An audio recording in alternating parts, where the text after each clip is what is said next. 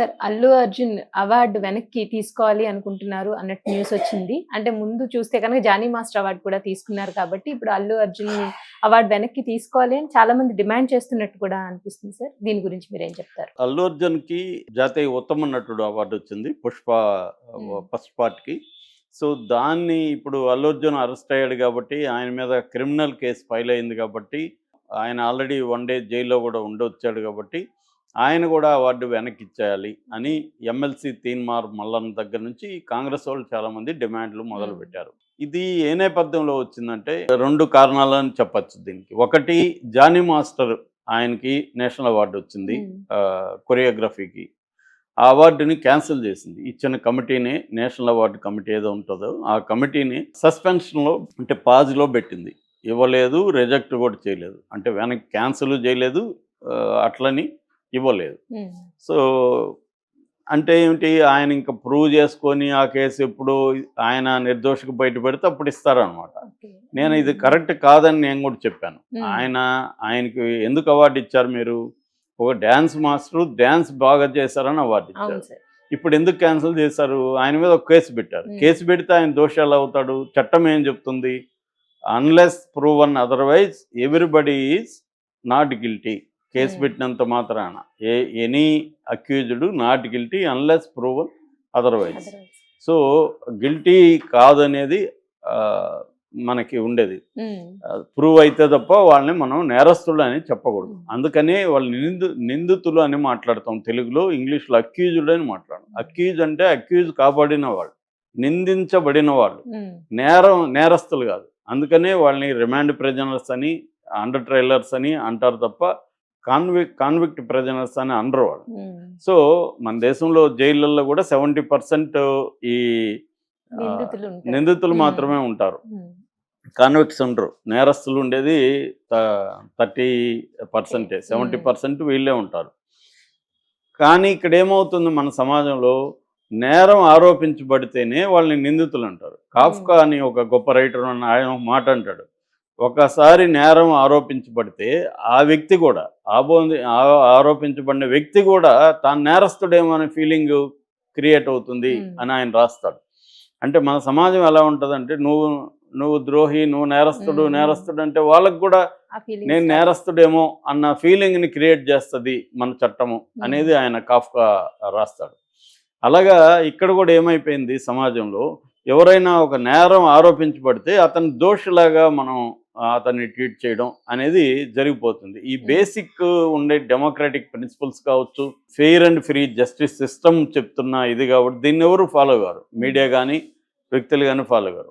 అలాగా ఎప్పుడైతే ఇప్పుడు వాళ్ళు రిజెక్ట్ చేశారో, జానీ మాస్టర్ తప్పు చేయనట్టు అందరూ అనుకుంటారు కదా. నిజానికి జానీ మాస్టర్ తప్పు చేశాడా లేదా అనేది కోర్టులో ప్రూవ్ అవ్వాలి. ఒక అమ్మాయి, అతనితో పాటు చాలా కాలం ట్రావెల్ చేసిన అమ్మాయి, నెలకు ముందు అతన్ని ప్రైజ్ చేస్తున్న అమ్మాయి, ఒక 2 ఏళ్లకు ముందు ఫిబ్రవరి 2022లో అతని హీరోయిన్గా చేసిన అమ్మాయి నన్ను 2019 నుంచి లైంగికంగా చేస్తున్నాడని చెప్పిందంటేనే డౌట్ వస్తుంది ఎవరికైనా.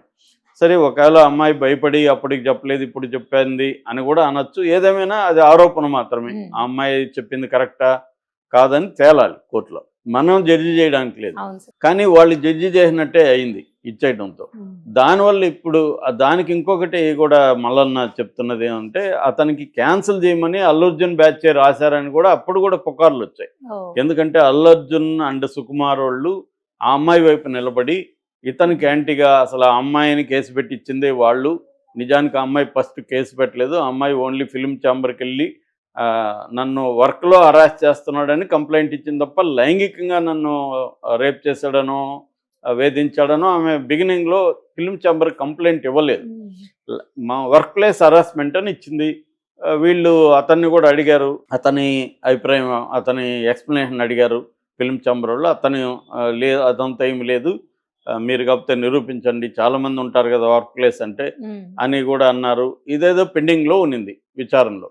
ఈ లోపల అమ్మాయి వెళ్ళి మీడియా ముందుకు వచ్చేసి పోలీస్ కంప్లైంట్ ఇచ్చేసింది.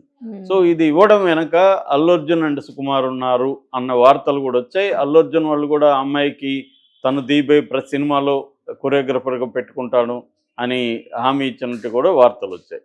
సో ఈ నేపథ్యంలో అల్లు అర్జున్ వాళ్ళే జానీ మాస్టర్ అవార్డుని క్యాన్సిల్ చేసే విధంగా వాళ్ళకి లెటర్లు రాశారు, దానికే వాళ్ళు క్యాన్సిల్ చేశారు. అలాంటిది మరి ఇప్పుడు అల్లు అర్జున్ కేసు ఉంది కాబట్టి అదే నామ్స్ని అల్లు అర్జున్ కూడా అప్లై అవుతాయి కదా అనేది వాళ్ళ డిమాండ్. ఖచ్చితంగా వాళ్ళ డిమాండ్లో న్యాయం ఉంది. ఎందుకంటే జానీ మాస్టర్ది రైట్ అయితే అల్లు అర్జున్ది కూడా రైట్ అవ్వాలి కదా, అల్లు అర్జున్ కూడా క్యాన్సిల్ చేయాలి కదా అవార్డు వాళ్ళు. అంటే నేను జానీ మాస్టర్కి ఒక న్యాయం, అల్లు అర్జున్కి ఒక న్యాయమా? అవును సార్. సో దీనికి వాళ్ళ ఎక్స్ప్లెనేషన్ ఎవరు ఇవ్వాలి? ఆ కమిటీ ఇవ్వాలి, అవార్డుల కమిటీ ఎక్స్ప్లెనేషన్ ఇవ్వాలి. ఇప్పుడు దేశంలో అనేక అవార్డులు వస్తుంటాయి. ఇప్పుడు అట్లా అనుకుంటే మోహన్ బాబు పద్మశ్రీ కూడా క్యాన్సిల్ చేయాలి కదా. ఆయన మీడియా మీద దాడి చేశాడు, ఆయన మీద 109 కేసు నమోదైంది. మరి ఆయనకు కూడా పద్మశ్రీ ఎందుకు క్యాన్సిల్ చేయాలి కదా, గవర్నమెంట్, సెంట్రల్ గవర్నమెంట్ చేయాలి కదా. కాబట్టి ఇక్కడ ఏం జరుగుతుందంటే ప్రతి సమాజంలో ఉండేట్టుగానే రిచ్ అండ్ పవర్ఫుల్ వాళ్ళకి ఒక న్యాయం ఉంటుంది సమాజంలో, పూర్ అండ్ వల్నరబుల్కి ఒక న్యాయం ఉంటుంది.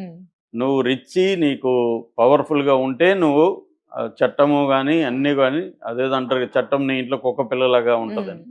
అలాగా వాచ్డాగలాగా లా వాళ్ళ ఇంట్లోకి వెళ్ళిపోతుంది.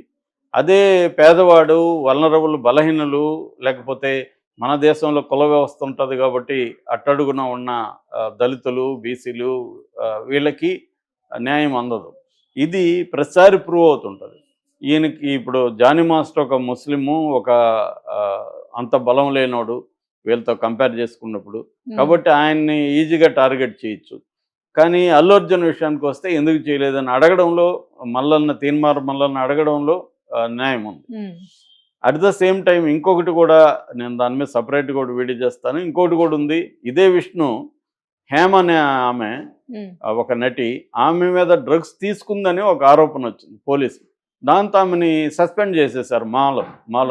మరి ఇప్పుడు వాళ్ళ నాన్నని చేయాలి కదా అదే విష్ణు, వాళ్ళ నాన్నని ఎందుకు చేయలేదు? అదే అల్లు అర్జున్ కూడా మాలో నుంచి తీయాలి కదా. ఇప్పుడు ఇదే పారామీటర్స్ అయితే, అంటే ఒక బలహీనమైన మహిళకి ఒక రూలు, వీళ్ళకి ఒక రూలా అన్నది కూడా చర్చకు వస్తుంది.